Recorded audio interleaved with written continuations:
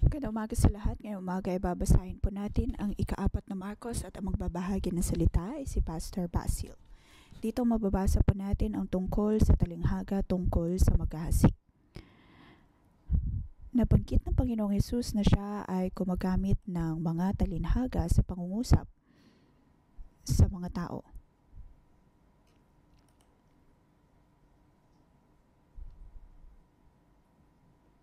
Sabi sa Isaiah chapter 6 verse 9 to 10,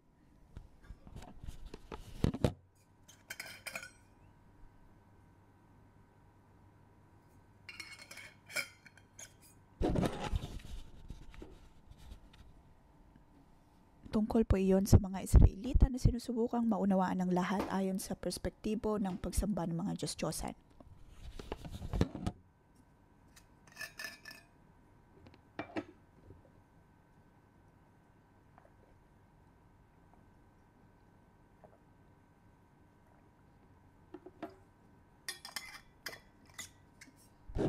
Dahil kung tunay nilang nauunawaan ang bawat talinghaga, kanilang gagamitin ito upang mas tumingin sa Panginoon at hindi nagtatanong kung ano ang ibig sabihin ng mga talinghaga.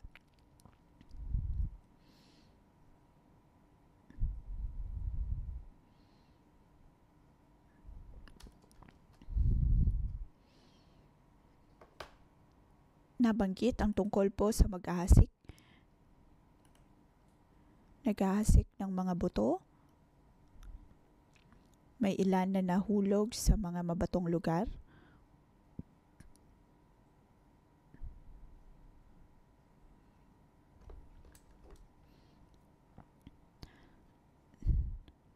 Masaya silang tumatanggap ng mga salita ng Diyos, tumatanggap ng mga turo mula sa Diyos, ngunit hindi ito pumapasok sa kanilang mga puso.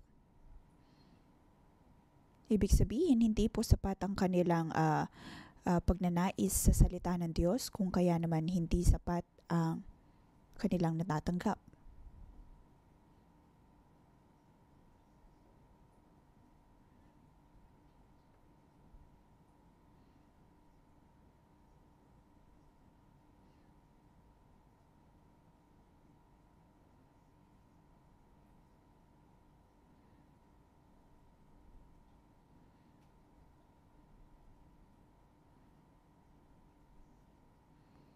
Ang katotohanan ng salita ng Diyos ay nagsisimula bilang isang butil, pagkatapos ito ay lalaki ng lalaki,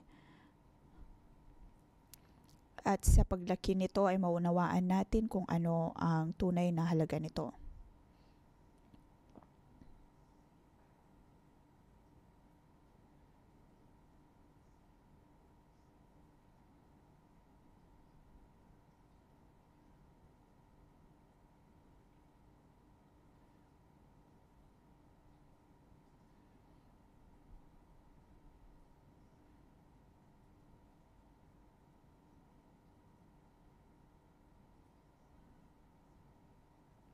Maging ang Panginoong Hesus ay nagsasabi na ang kaharian ng Diyos ay paparating na. At ano nga po ba ang kaharian na ito? Kahit saan man magpunta ang Diyos ay naroon ang kagalingan.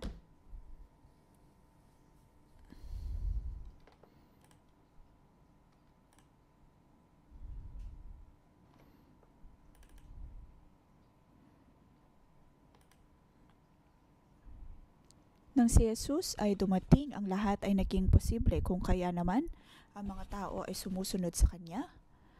Ngunit kung tutuusin ay hindi naman po kagustuhan lamang ng Diyos na sumunod lamang sila sa Kanya.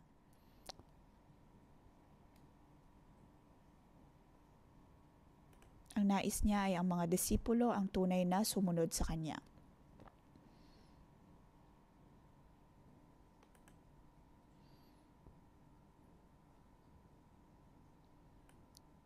Sinusubukan ng mga tao na tignan ng Diyos ayon sa tradisyon, ayon sa relihiyon.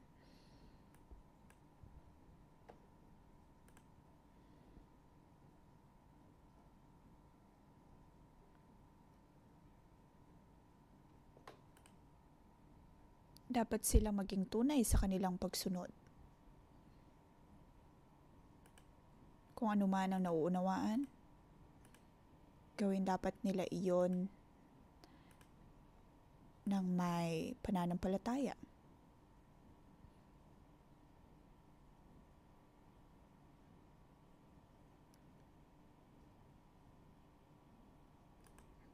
May mga pagkakataon na hindi po natin maunawaan ang salitang ito, ngunit tunay nga na ang kaharian ng Diyos ay nasa atin.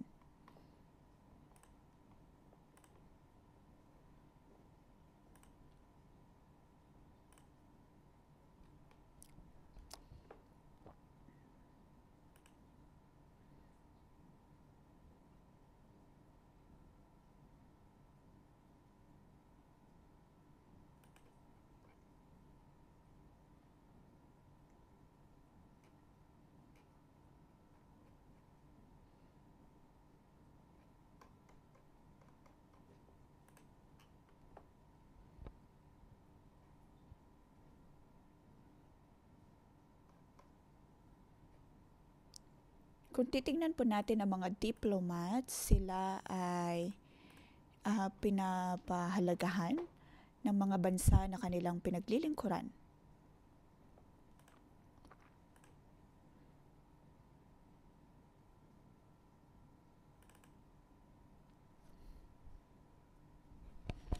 Kung sila man ay aatakihin, iyon ay magdudulot ng digmaan.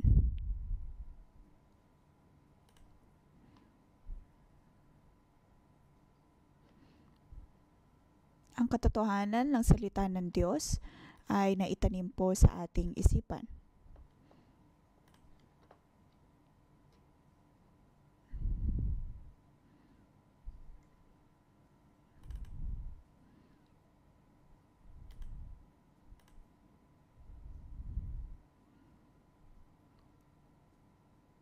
Kahit saan man po tayo magtungo, naroon ang kagalingan na nagmumula sa Diyos. Kung kaya naman binigyan niya tayo ng kapangyarihan, ng otoridad na magdisipulo. Nais ng Panginoon na ang kanyang mga disipulo ay kanila pong gawin ang kalooban ng Diyos.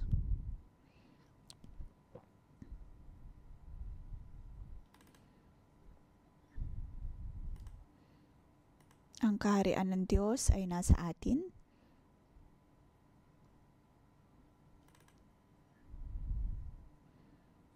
Sa pagtanggap ng bawat isa ng katotohanan na nagmumula sa Diyos, ang buong mundo ay magkakaroon din po ng pagbabago.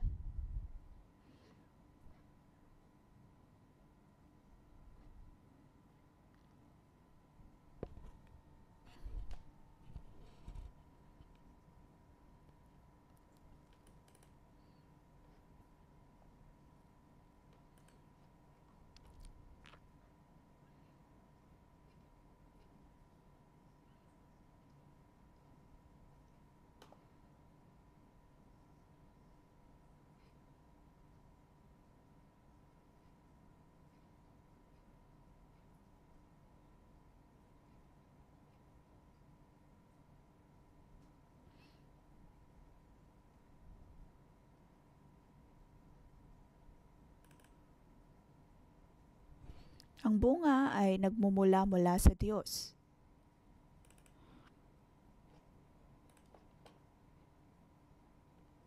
Mahalaga na tanggapin po natin ang salita ng Diyos ng may pananampalataya.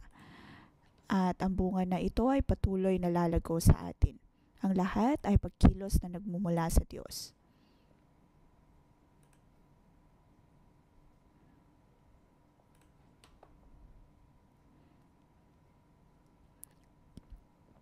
Verse 21 hanggang 23, ganun din po ang sinasabi sa kanyang mga salita.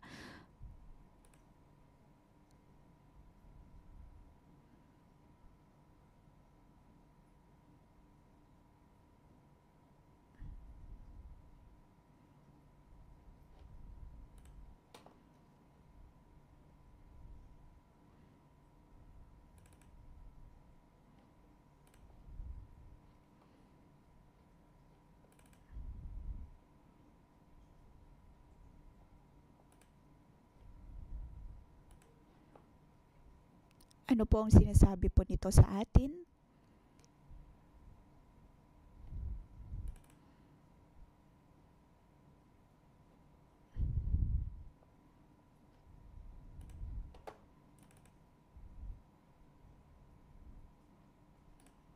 Verse 24 hanggang 25 ay nagpatuloy po ang salita ng Panginoon.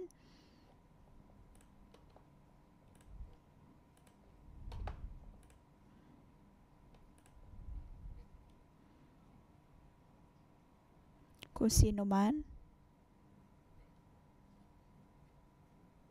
ang nangangailangan ay patuloy na bibigyan ng Panginoon.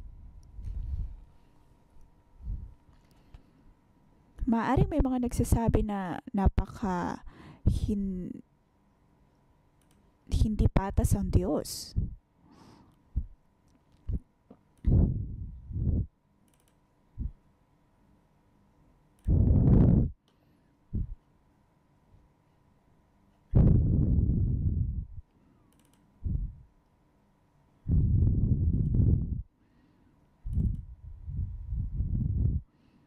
Tayo po ay bibigyan ng Diyos ayon sa ating pagnanais. Dapat po tayong higit pang magnais mula sa salita ng Diyos.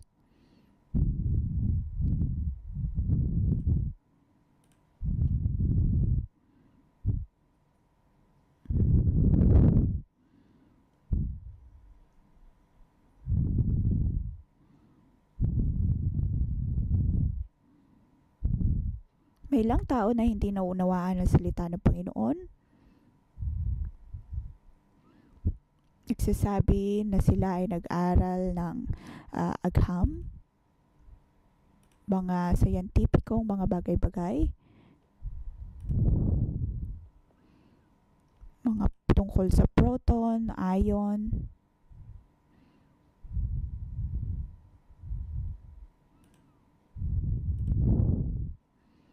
at kung sila ay ating pakikinggan para bang hindi po natin maunawaan ang kanilang sinasabi.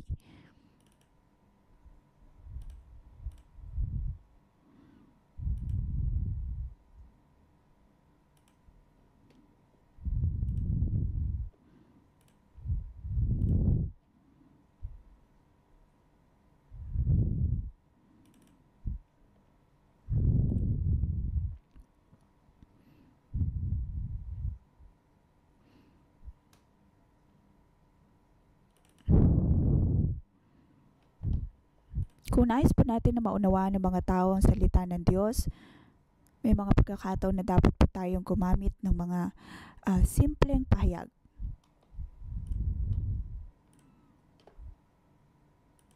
Dahil kung tunay silang nagnanais, naroon ang higit na pagbibigay ng Diyos ng kanyang mga salita.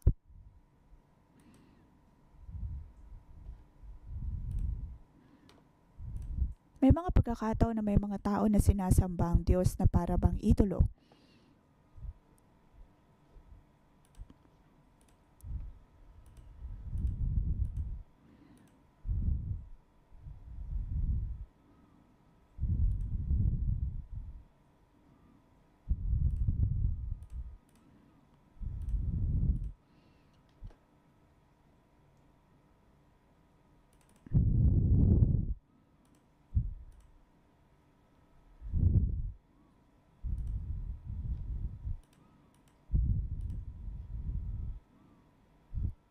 Kung tayo po ay mananalangin para sa mga tao, maaaring may iba na hindi po alam kung paano ang tunay na tumugon.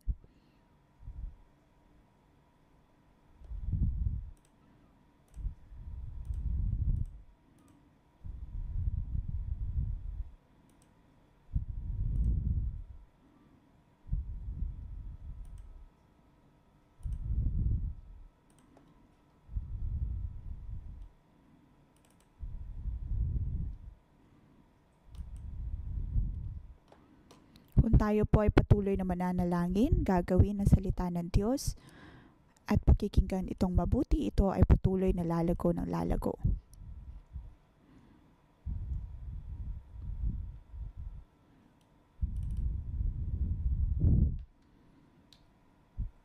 para kay John Wimber, tuwing siya ay nananalangin para sa mga tao, nagkakaroon ng kagalingan sa mga tao.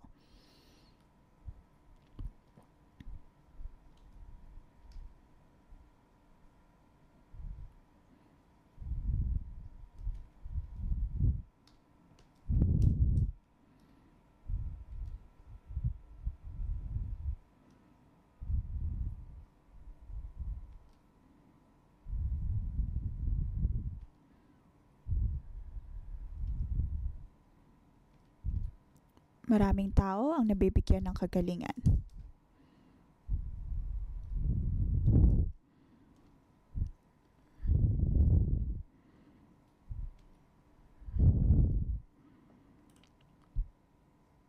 Ang magsasaka ay dapat na maniwala dahil ang salita ng Diyos ay paniguradong lalago.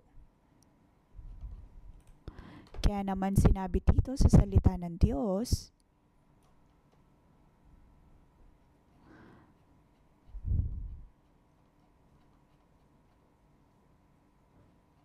na ang kanyang salita ay tulad ng mga butil.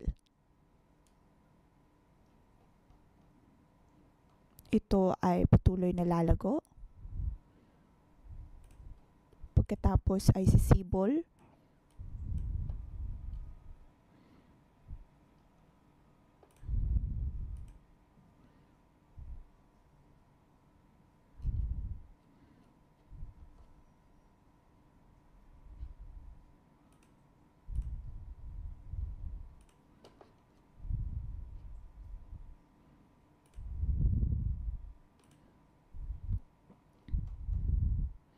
Darating ang pagkakataon na ang butil na ito ay tunay na sisibol.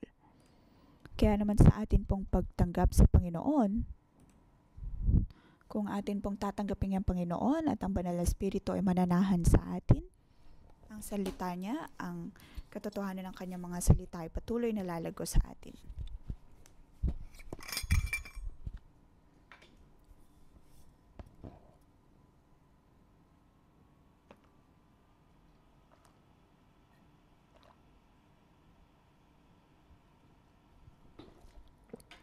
Sa atin pong pagpasok sa kalangitan, naroon ang Panginoon, naroon ang salita ng Diyos, at dapat pa rin po nating maipakita ang karihaan ng Diyos sa atin po mga buhay.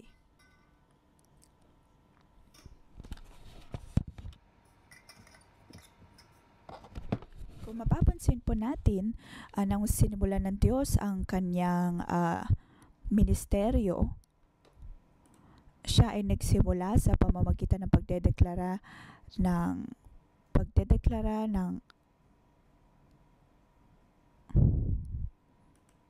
Isaiah 61 verse 1, kung saan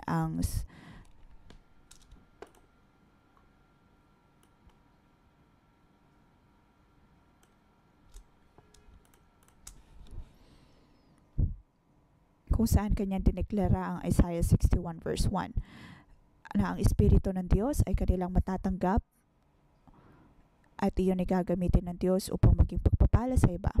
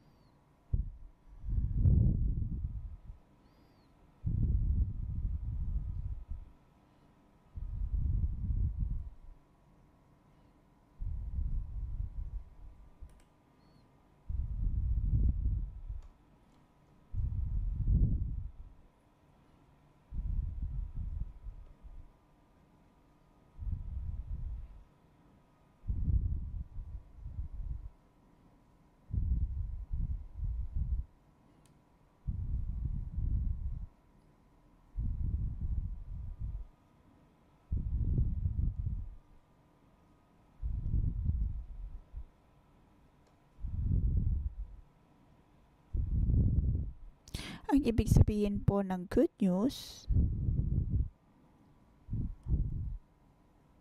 o ang ebanghelyo ay ang panalo ng kaharian ng Diyos laban sa kaharian ng kaaway.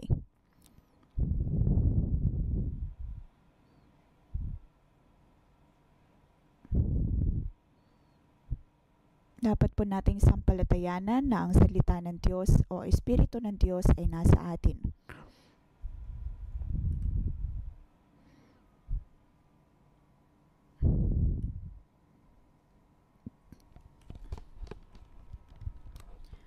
Kung tutusin, may mga taong dumudulog kay Pastor Joshua at nagtatanong bakit siya nagtuturo tungkol lamang sa Tree of Life at hindi tungkol sa tunay na salita ng Diyos. Kung tutusin, ang pagtuturo tungkol sa puno ng buhay ay tungkol pa rin po sa pagpapalaganap ng salita ng Diyos.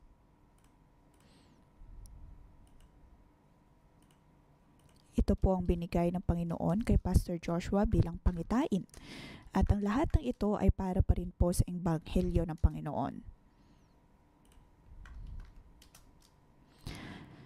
Sabi sa verse 30 hanggang 34, anong talinghaga ang maihahambing sa kaharian ng Diyos?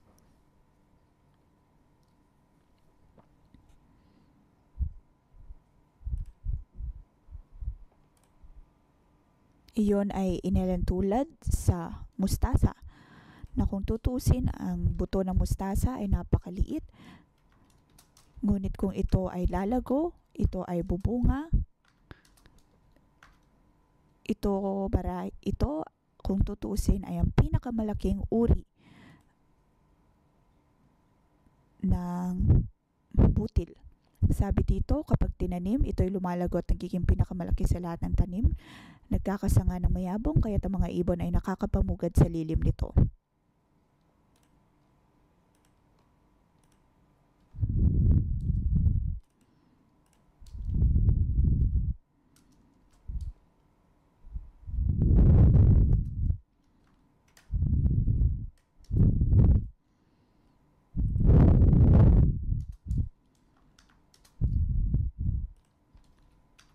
Ito ay para pong puno ng buhay, na kung saan ito din po ang ating pangitain bilang iglesia. Ipinagkatiwala ng Diyos ang paglago ng Hong Kong. Kung kaya naman isinuko ni Pastor Joshua at si Modelphi ng lahat at kanila pong sinimula ng 611.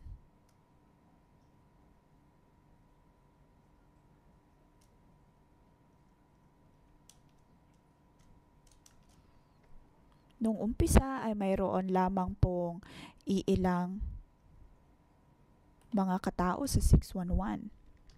Ngunit ngayon ay libo-libo na po tayo.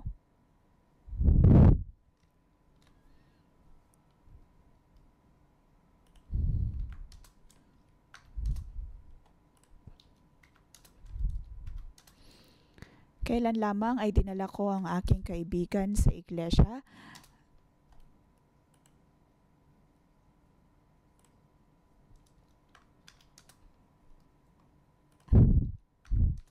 Pagkatapos ay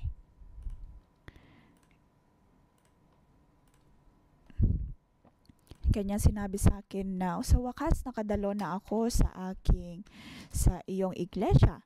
Pagkatapos ay patuloy kong sinabi na kung tutusin ay marami pa kaming mga sangay at ang lahat ng ito ay nagsimula lamang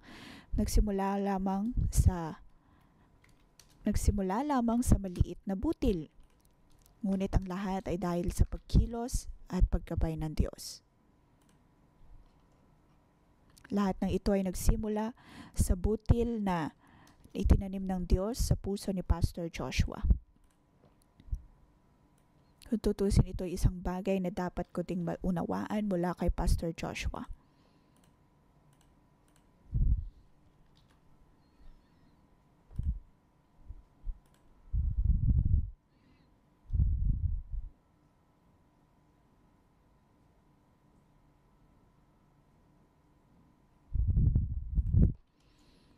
Pagkatapos ay itinanim din ng Diyos sa kanya ang pagsisimula ng Bible School dahil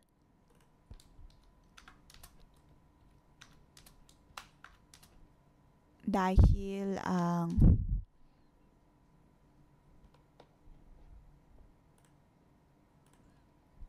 pagpapalaganap ng salita ng Diyos ay dapat na mapangyari. At makikita natin na si Pastor Joshua ay patuloy pa rin na lumalakad ayon sa pangitaing ito. Na hindi siya natatakot kung siya man ay kukutyain o kaya pagtatawanan ng iba. Kaya naman maging din po sa atin, huwag po nating baliwalain ang pagsunod sa Panginoon.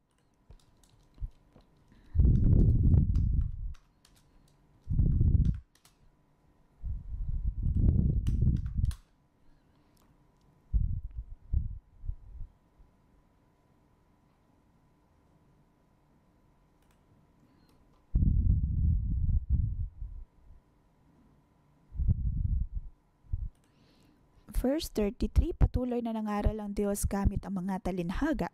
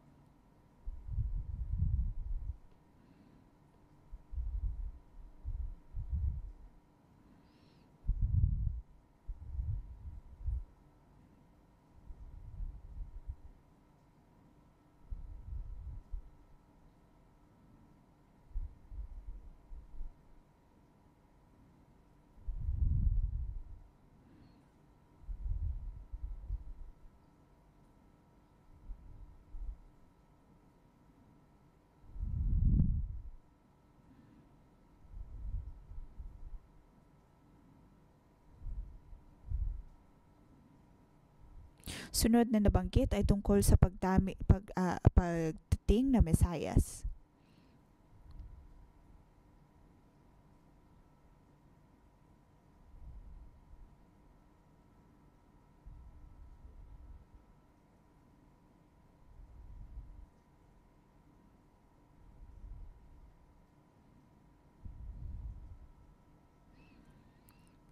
Dito nabanggit ang tungkol sa pagsampa ng Panginoong Hesus sa isang bangka. Pagkatapos ay nagkaroon ng bagyo. Naroon din ang mga mangingisda at nang makita nila na ang Diyos ay natutulog, kanilang sinabi sa Kanya, Panginoon, kami ay palunod na. Ngunit ang Diyos ay tumayo.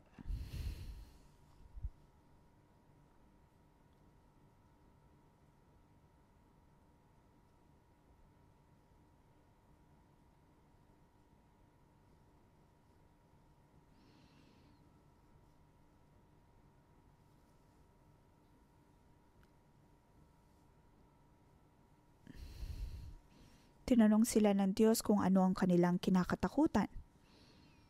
Dahil sa kawalan ng pananampalataya na mayroon sila at nagsimula silang magtanong-tanong. Ang pangyayaring ito ay naituro din po sa Old Testament. Sabi sa Psalm 107.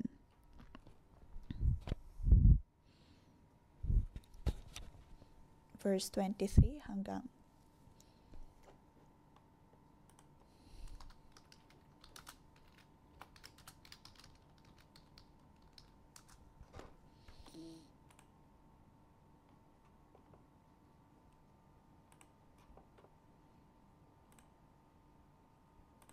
sabi po dito sa verse 23, mayroong naglayag na lula ng barko sa hangad maglakbay.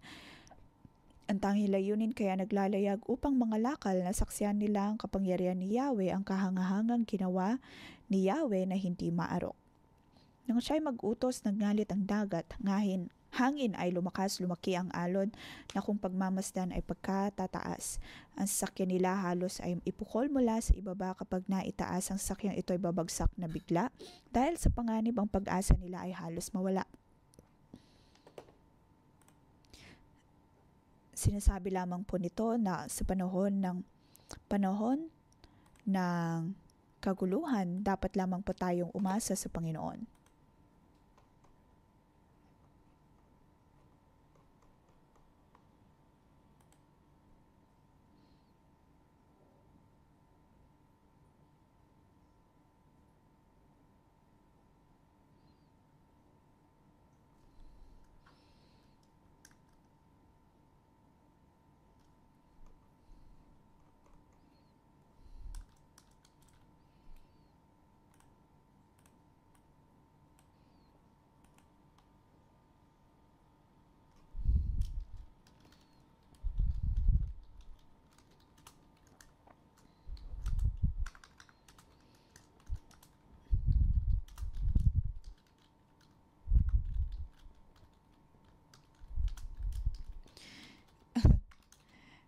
Matuto po tayo kay Pastor Joshua dahil sa tuwing gusto niyang maglaro ng basketball, sinisimulan niya po iyon sa pagdedeklara na Panginoong Hesus, maraming salamat dahil alam ko na hindi magkakaroon ng ulan ngayon at iyon nga ay napapangyari.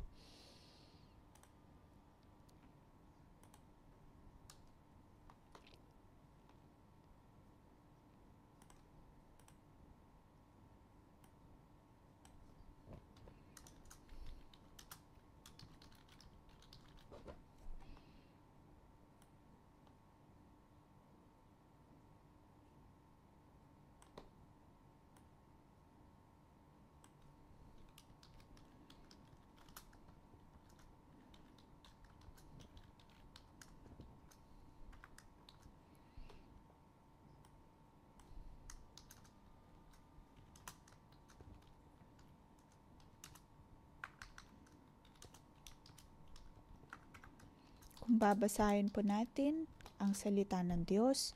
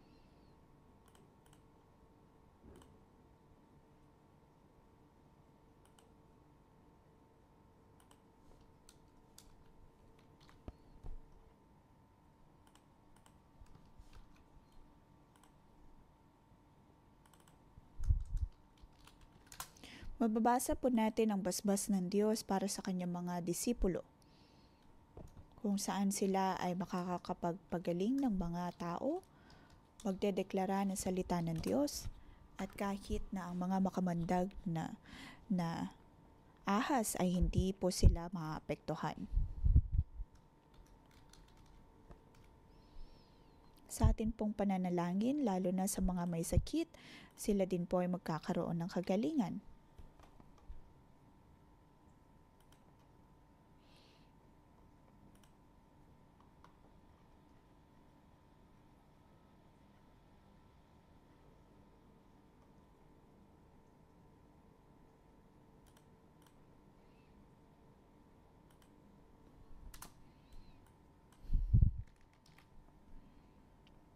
Ang lahat ay dahil sa kabutihan ng Diyos, tayo pa rin po ay kanyang mapapatatag at tayo ay magiging katulad ng puno ng buhay na magiging matatag sa paggawa ng salita ng Diyos.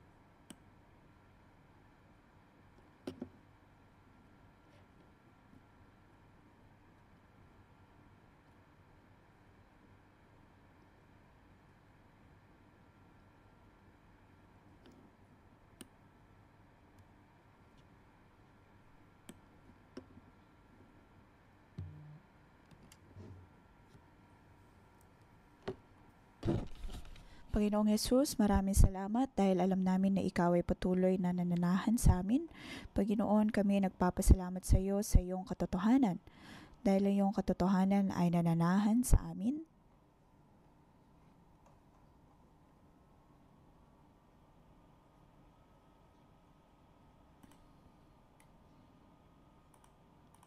Mga kapatid, sa inyong pagtulog sa Panginoon, alam po natin na ang salita ng Diyos ay nasa atin. Natanggap po natin ang kanyang pagpapala. Ngayon, pasalamatan natin ang Diyos sa lahat ng kanyang ginawa sa ating pong buhay.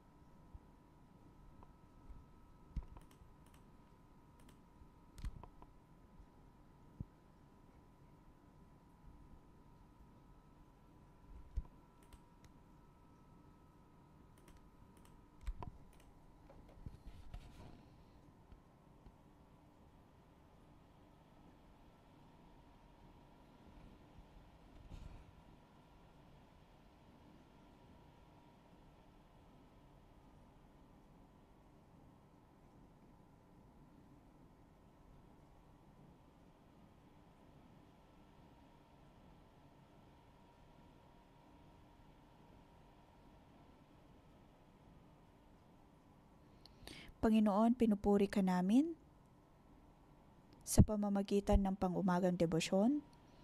Iyong itinatanim ang iyong mga salita sa amin pong mga puso.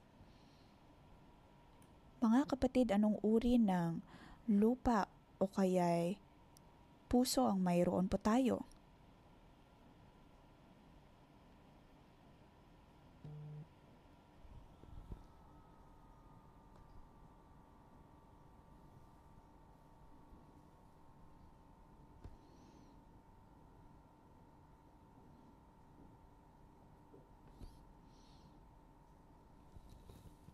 Anong uri ng puso ang mayroon po tayo?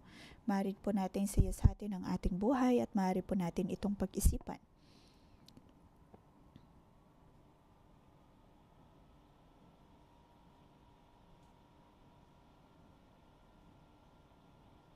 Sa atin pong pagbabasa ng Biblia, ang salita po ba ng Diyos ay tunay na namumuhay sa atin?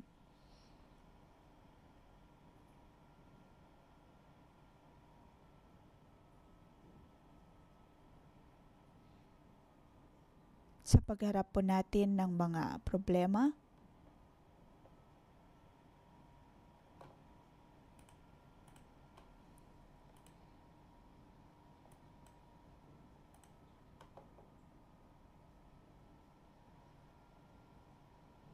sa mga pagkakataon sa mga problema, panahon ng problema,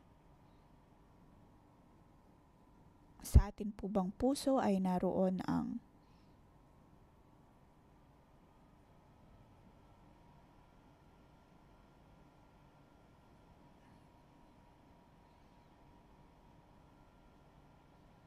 nakikita po ba natin ang kabutihan ng Diyos?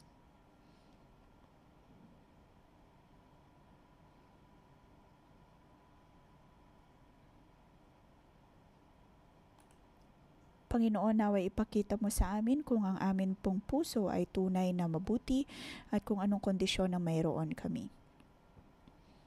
Ang amin po bang mga puso ay tunay na pinananahanan ng iyong mga salita.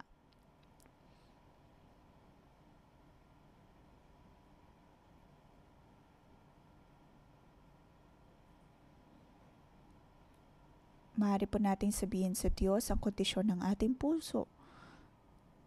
Maaaring pakiramdam ninyo ang inyong puso ay hindi magandang sidlan, ngunit maaari po nating sabihin sa Diyos na tayo ay kanyang tulungan.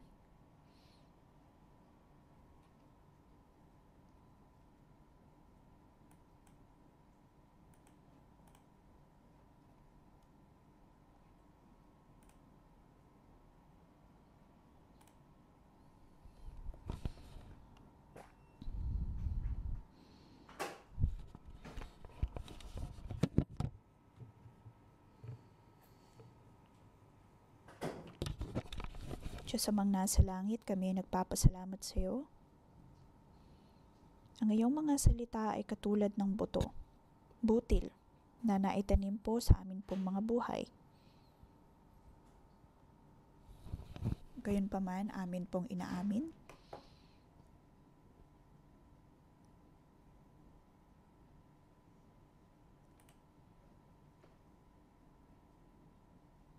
ngunit maaaring may mga pagkakataon na hinahayaan po namin na ang mga butil na ito ay manatili lamang sa daanan, kung kaya naman mabilis itong makuha ng kaaway at hindi ka po namin maunawaan.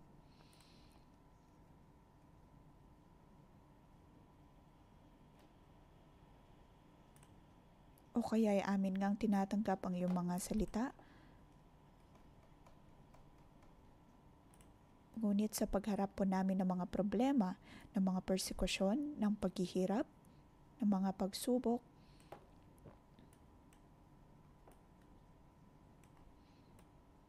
pagkatapos ay sisimulan ka naming pagdudahan.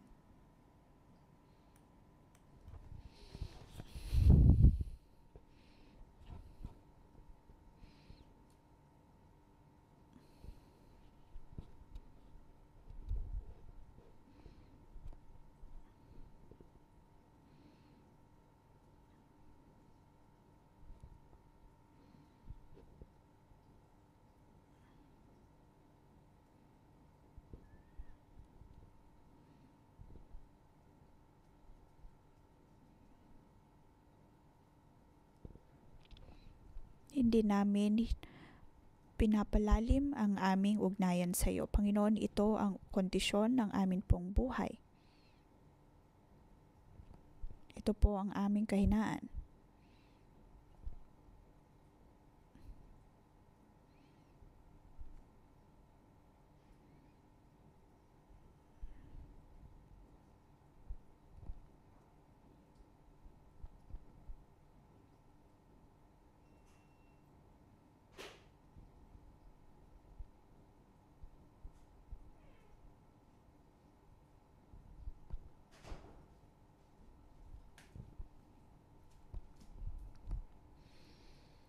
Panginoon, nais naming maging mabuting lupain.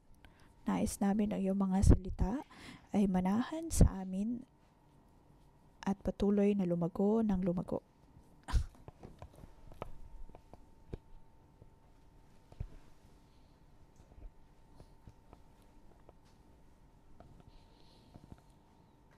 Panginoon, nais namin ang iyong mga salita ay manatili sa amin pong mga buhay.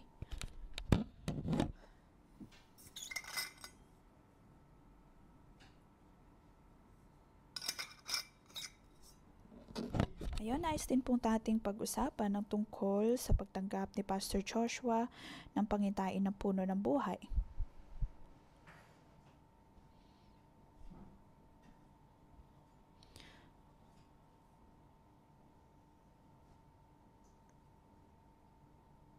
Maaari po nating ibahagi ang tungkol sa kung paanong ang pangitain na ito ay patuloy na lumalago sa atin.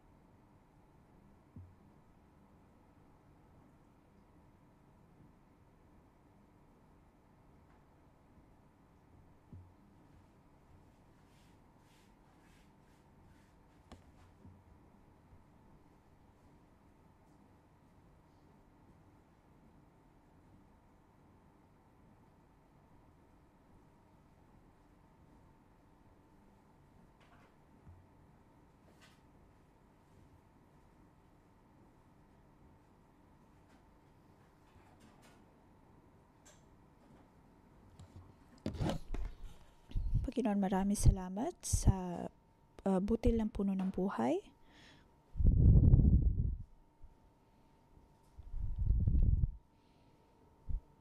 Kami po ay may kanya-kanyang mga istorya, may mga kanya-kanyang paghihirap, ngunit dahil sa iyong habag at biyaya, patuloy mo kaming tinutulungan. Amin pong inaamin, O Diyos, na sa amin pong mga buhay ay napakarami naming mga pinagdaraanan. Ngunit narito kami na tinatanggap ang iyong mga salita. Maaaring may mga pagkakataon na hindi po namin ito maisabuhay, na para bang hindi po ito lumalago sa amin. Ngunit Panginoon, tulungan mo kami na magbago. At tanggalin mo, O Diyos, ang mga damo sa amin pong mga buhay. Tayo po ay tumayo at atin pong purihin ang Panginoon.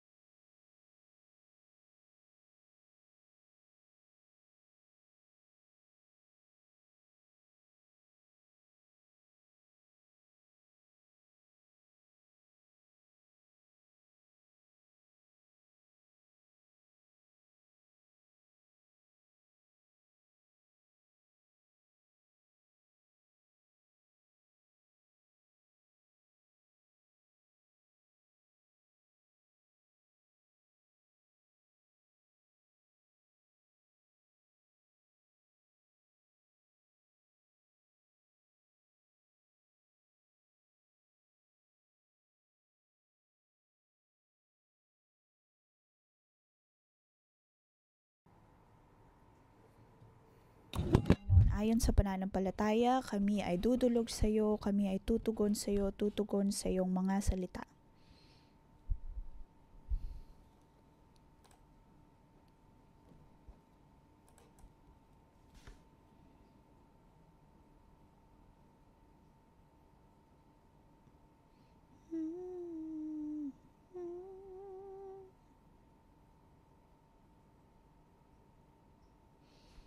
Panginoon, pinili mo kami.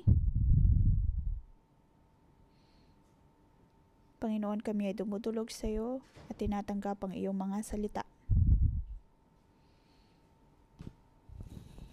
Tinatanggap ang iyong magandang plano para sa amin.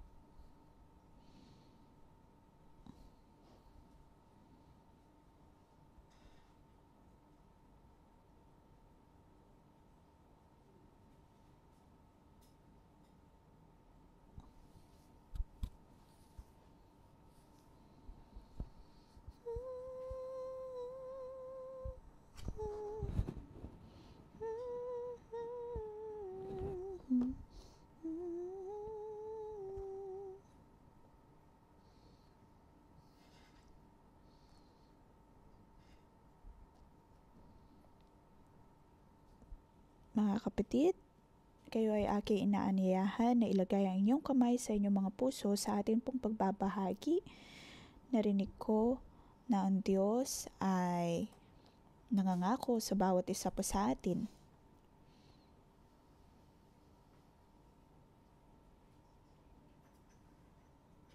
Na tayo po ay magbubunga ng higit pa sa ating inaasahan.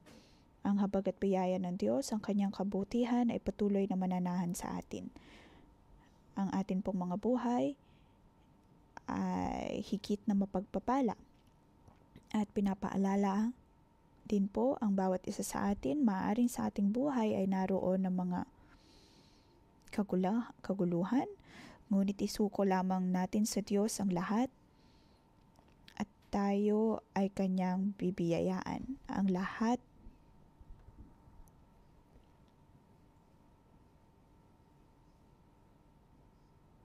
ay mapagpapala.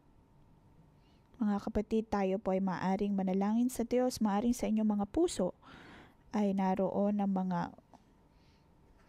hindi maunawang pakiramdam, ngunit maaari po natin sabihin sa Diyos, maaari po nating ipanalangin na tanggalin ng Diyos ang bawat pagdududa.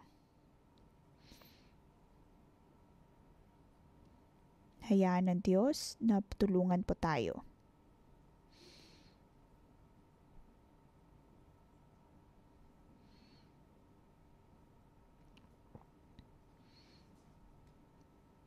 Panginoon, sa paglalagay po namin ng aming kamay sa amin pong mga puso, ang banal na Espiritu ang patuloy na manahan sa amin.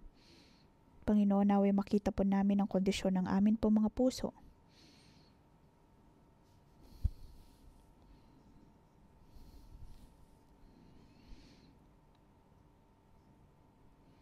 Banal na Espiritu, maraming salamat.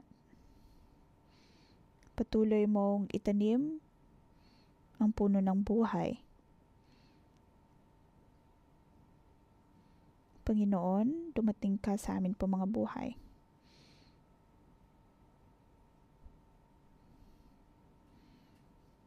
Panginoon, ang aming puso ay handa.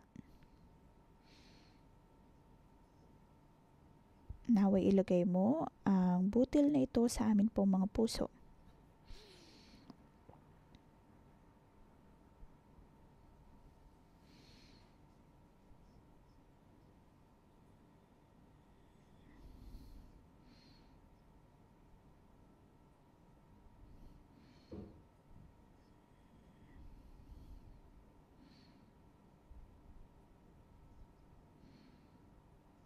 Panginoon, tulungan mo kami na maging pagpapala sa mas marami pa. Tayo po ay manalangin. Panginoong Jesus, ako ay tumutugon sa iyong salita. Iyo pong itinanim ang butil na ito sa amin pong mga puso at amin itong tinatanggap ng may kagalakan. At Panginoong Jesus, ako ay handa bawat araw.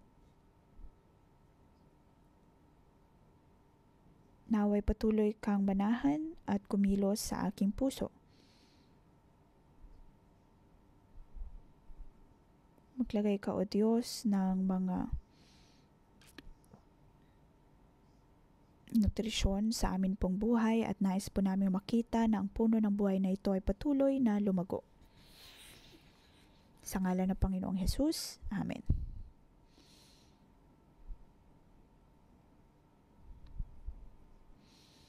Ngayon tayo po ay manalangin ayon sa ibang wika at idalangin na punuin po tayo ng banal na espiritu.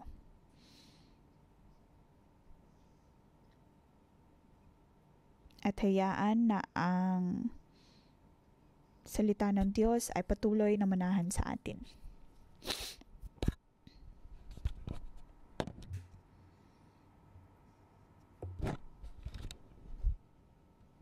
Panginoon, ang iyong salita ang patuloy na manahan sa amin.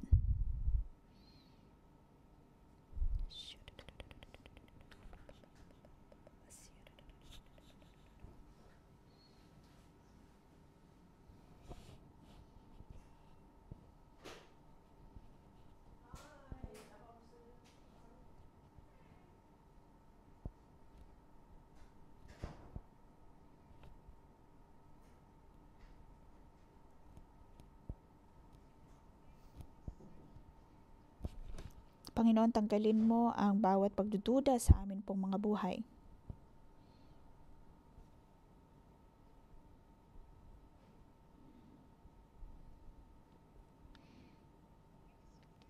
Bigyan mo kami, O Diyos, ng pananampalataya.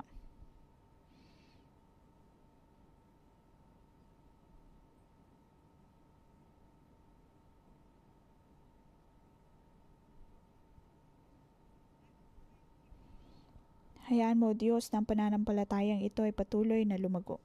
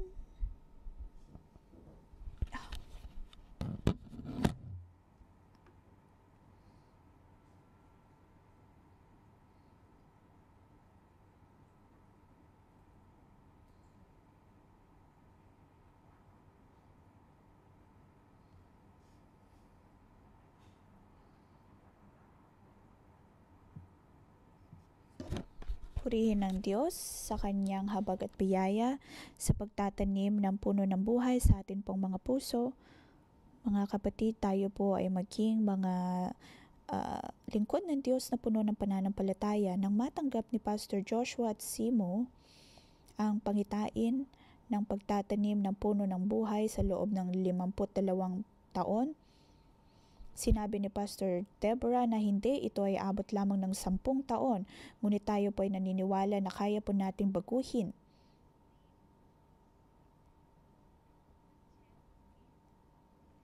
ang mundong ito. Ngayon, tayo po ay maghanap ng mga kapatiran at sabihin sa kanila na ang kanilang pananampalataya ay makapagpabago ng mundo.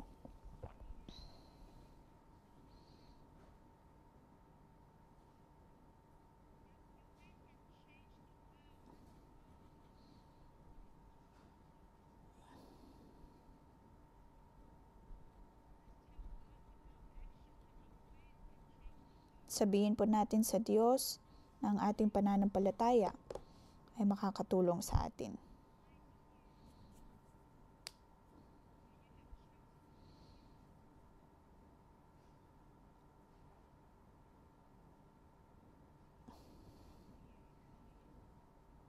Panginoon, kami ay handa na sumunod sa iyo.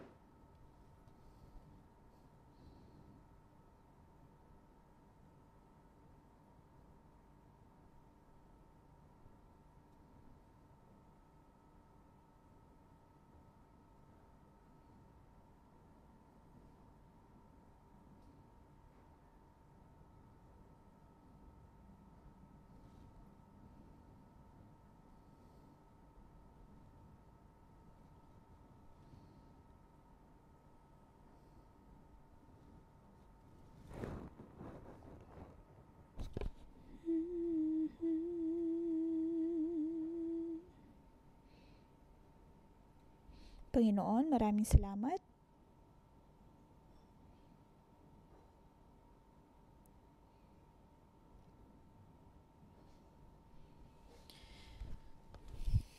Ang puno ng buhay ay resulta din po ng kaligtasan na ibinibigay ng Diyos. Kung wala ang Diyos, tanging ang Diyos lamang ang makapagbabago sa amin. Sa atin pong pagtanggap ng salita ng Diyos, tayo ay mapagpapala. Panginoon, naway tanggalin mo ang bawat kasinungalingan na nagmumula sa puno ng buhay, mula sa mundo. Amin lamang pong itataas ang pangalan ng Panginoong Hesus. Tangi ang pangalan ni Hesus ang maitataas. Panginoon, nais namin ang aming buhay maging katulad ni Hesus.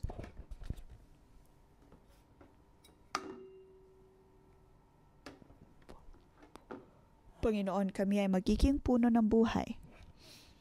Panginoon, amin pong tinatanggap ito na may pananampalataya. Hindi man po ito maunawaan ng iba, ngunit alam namin, O Diyos,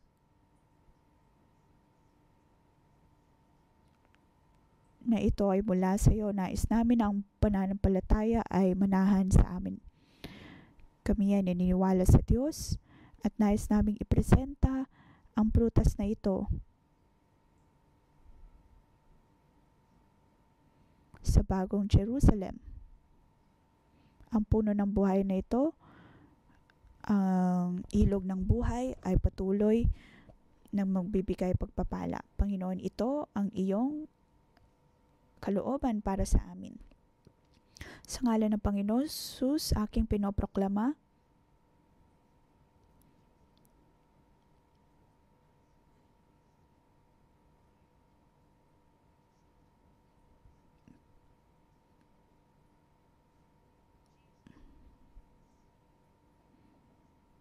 Panginoon, maraming salamat dahil ang lahat ay mula sa iyong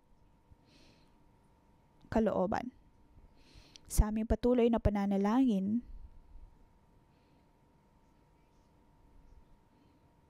ay para sa amin. Panginoon, ito ang pagkakataon para sa Hong Kong. Binigay mo sa amin, O Diyos, ang pananampalatayang ito.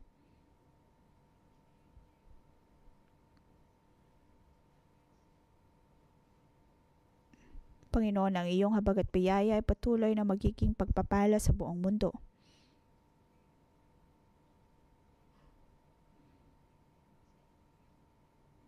Panginoon, hindi lamang po namin ipapadala ang yellow, black, and white, pagkus ay magiging pagpapala pa sa mas maraming mga tao. Tayo po ay manalangin sa Diyos.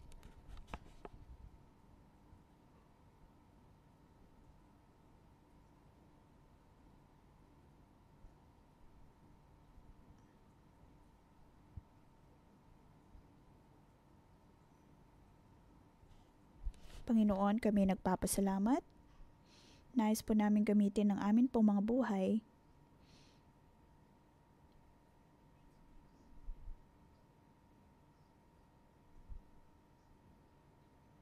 Panginoon, tulungan mo kami.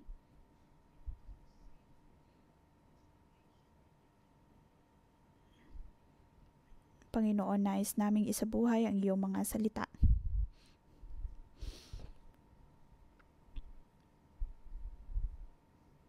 Mang matanggal, O Diyos, ang bawat kasamaan sa aming pong buhay. Ito po ang ugat na nais namin. Alam po namin, O Diyos, na ang pangitain ng pagtatanim ng puno ng buhay ay mapapangyari ayon sa iyong pagkakataon.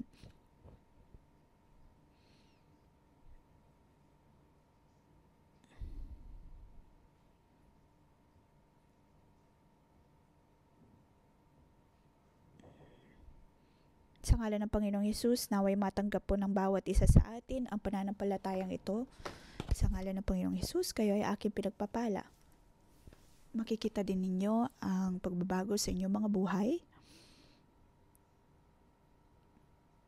Dahil ang salita ng Diyos ang siyang patuloy na mapapangyari sa inyong mga buhay.